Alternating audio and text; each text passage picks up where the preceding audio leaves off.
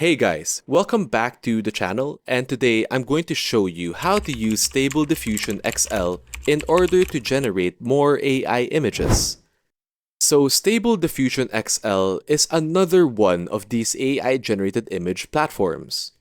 Very similar to things like Leonardo AI or Midjourney.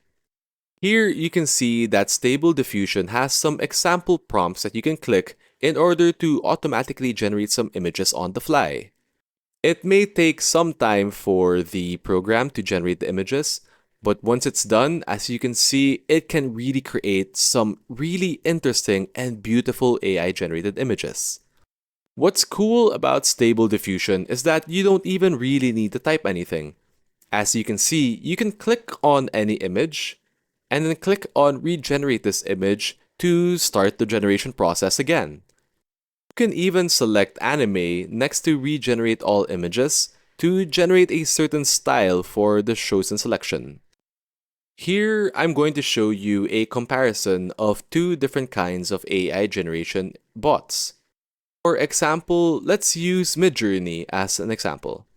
Let's give Midjourney a prompt to generate a photo of a realistic dog, specifically using Midjourney version 5.2. Now, let's go back to Stable Diffusion XL, and on its generation text box, let's put in the exact same prompt, a photo of realistic dog. Go ahead and click on generate, and as you can see, Stable Diffusion has also given us 4 AI generated images of a photorealistic dog. Here, we can directly compare the results of the same prompt between Midjourney and Stable Diffusion. As you can see, we can even upscale certain pictures that are generated on the Midjourney bot application on Discord, since Stable Diffusion automatically generates an HD image when you click on a generated image. As you can see, there's Midjourney on the left and the Stable Diffusion dog on the right. Let's continue comparing these two AI generation platforms. For now, let's have it generate a busy market. Let's set one up for Midjourney, and let's also put in the exact same prompt for Diffusion. Here, we can see a busy market that Midjourney thinks, and we can also see a busy market in the perspective of Diffusion AI.